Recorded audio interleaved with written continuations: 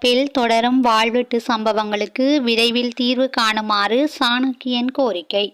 மட்டக்களப்பு மாவட்டத்தில் இடம்பெற்று வரும் வாழ்வெட்டு சம்பவங்கள் தொடர்பில் விரைவில் தீர்வு காணப்பட வேண்டும் என இலங்கை தமிழரசு கட்சியின் மட்டக்களப்பு மாவட்ட நாடாளுமன்ற உறுப்பினர் ராசமாணிக்கம் சாணக்கியன் அரசாங்கத்திடம் கோரிக்கை விடுத்துள்ளார்.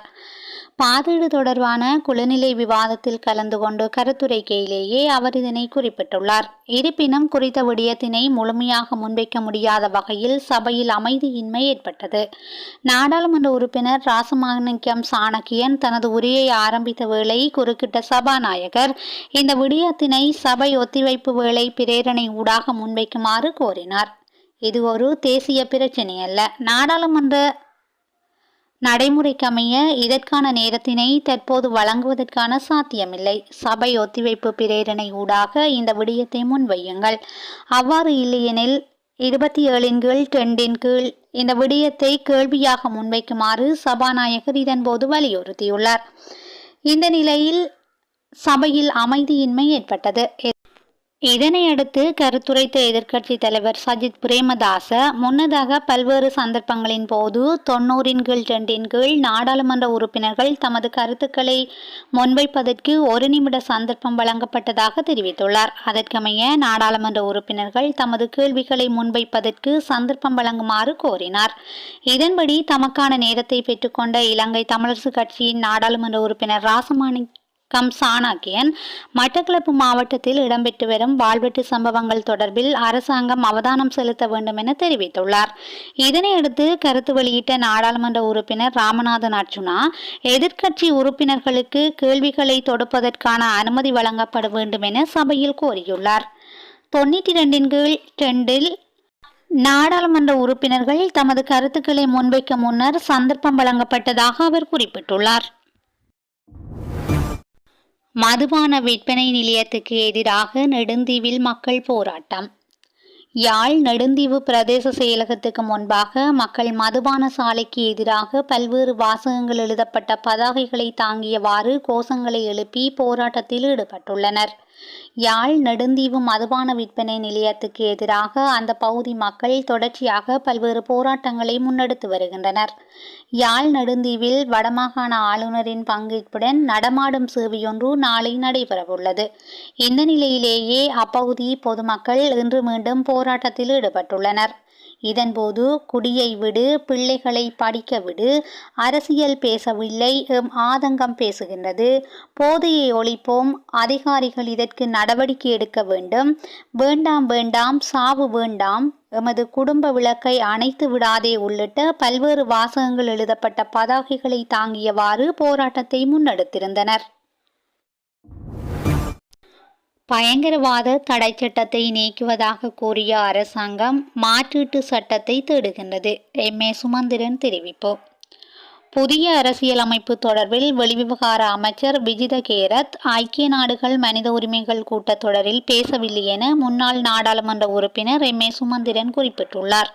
கூட்டத்தொடரில் உரையாற்றிய விஜித கேரத் காணாமல் போனோர் அலுவலகம், தேசிய ஒருமைப்பாட்டு அலுவலகம் உள்ளிட்டவை பலப்படுத்தப்படும் என கூறியிருந்ததாகவும், எனினும் பாதீட்டில் இதற்கென போதியளவு நிதி ஒதுக்கப்படவில்லை என எம்.ஏ. சுமந்திரன் தெரிவித்துள்ளார்.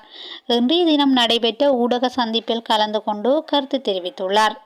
பேச்சளவில் மாத்திரம் இருந்தால் போதாது எனவும் நடைமுறையில் இதனை செய்ய வேண்டும் எனவும் குறிப்பிட்டுள்ளார். பயங்கரவாத தடை சட்டத்தை முழுவதுமாக நீக்குவோம் என வாக்குறுதியளித்த அரசாங்கம் தற்போது அந்த சட்டத்துக்கு பதிலாக மற்றுமொரு மாற்றீட்டு சட்டத்தை உருவாக்குவதாக கூறுகிறது என தெரிவித்துள்ளார். சாட்சியங்களை சேகரிப்பதற்காக நெறிமுறையை ஏற்படுத்தியுள்ள ஐக்கிய நாடுகள் மனித உரிமைகள் பேரவையின் தீர்மானத்தை நிராகரிப்பதாக இலங்கை அரசாங்கத்தின் சார்பில் நேற்றைய தினம் தெரிவிக்கப்பட்டுள்ளதாக சுமந்திரன் கூறினார். இது மிகவும் மோசமான விடயம் எனவும் சுமந்திரன் குறிப்பிட்டுள்ளார். உண்மையில் யுத்தத்தின் போது என்ன நடந்தது என்பதை அறிவதில் ஆர்வமில்லை அல்லது அதனை மூடி மறைக்க வேண்டுமென்ற வகையிலேயே இந்த புதிய அரசாங்கமும் செயற்படுவதாக சுமந்திரன் சுட்டிக்காட்டினார். நல்லிணக்கம் ஏற்பட வேண்டுமாயின் உண்மையின் அடிப்படையில் ஏற்படுத்தப்பட வேண்டும் எனவும், உண்மையை மறைத்து எப்போதும் நல்லிணக்கத்தை ஏற்படுத்த முடியாது எனவும் குறிப்பிட்டுள்ளார். அரசாங்கத்தின் இந்த செயற்பாடு தமிழ் மக்களின் அபிலாசைகளை மூடிமறைக்கும் வகையில் அமைப்பதாகவும் குறிப்பிட்டுள்ளார். அரசாங்கத்தின் போக்கை கண்டிப்பதாகவும் சுமந்திரன் தெரிவித்துள்ளார். ஜனாதிபதி ஊடக விருது வழங்கும் விழா இந்த ஆண்டு நடுப்பகுதியில் நடைபெறும். நலிந்த ஜெயதிச தெரிவிப்பு. 2023 2024 ஆண்டுகளுக்கான ஜனாதிபதி ஊடக விருது வழங்கும் விழா இந்த ஆண்டு நடுப்பகுதியில் நடைபெறும் என்று சுகாதார மற்றும் வெகுஜன ஊடக அமைச்சர் நலிந்த ஜெயதிச தெரிவித்துள்ளார். இன்று நடைபெற்ற அமைச்சரவை முடிவுகளை அறிவிக்கும் ஊடகவியலாளர் சந்திப்பில் ஊடகவியலாளர் எழுப்பிய கேள்விக்கு பதிலளிக்கும் போதே அவர் இந்த விடயத்தை தெரிவித்துள்ளார். வரி செலுத்துவோருக்கு பாதகமின்றி அரசு நிறுவனங்கள் மறுசீரமைக்கப்பட வேண்டும். IMF தெரிவிப்பு. வரி செலுத்துவோருக்கு பாதகமான தாக்கத்தை ஏற்படுத்தாத வகையில் இந்த நாட்டில் உள்ள அரசு நிறுவனங்கள் மறுசீரமைக்கப்பட வேண்டும் என்று சர்வதேச நாணய நிதியம் தெரிவித்துள்ளது. இன்று நடைபெற்ற செய்தியாளர் சந்திப்பில் கலந்து கொண்டு உரையாற்றிய சர்வதேச நாணய நிதியத்தின் இலங்கைக்கான தூதுக்குழுவின் பிரதி பிரதானி இதனை குறிப்பிட்டுள்ளார். மறுசீரமைப்பின் போது வரி செலுத்துவோரை பாதிக்காத வகையில் அரசாங்கத்துக்கு சொந்தமான நிறுவனங்களை விவேகத்துடன் நிர்வகிப்பது முக்கியம் என அவர் கூறியுள்ளார். அரசுக்கு சொந்தமான நிறுவனங்களை அரசு உடைமையின் கீழ் பராமரிக்கலாம் அல்லது பகுதியளவிலோ அல்லது முழுமையாகவோ விற்பனை செய்யலாம் என்றும் அவர் தெரிவித்துள்ளார். அத்துடன் பொது நிறுவனங்கள் பாதீட்டையோ அல்லது அரசு கடனையோ பாதிக்காத வகையில் பராமரிக்கப்படுவதை அதிகாரிகள் உறுதி செய்ய வேண்டும் என்றும் சர்வதேச நாணய நிதியத்தின் இலங்கைக்கான தூதுக்குழுவின் பிரதி பிரதானி குறிப்பிட்டுள்ளார்.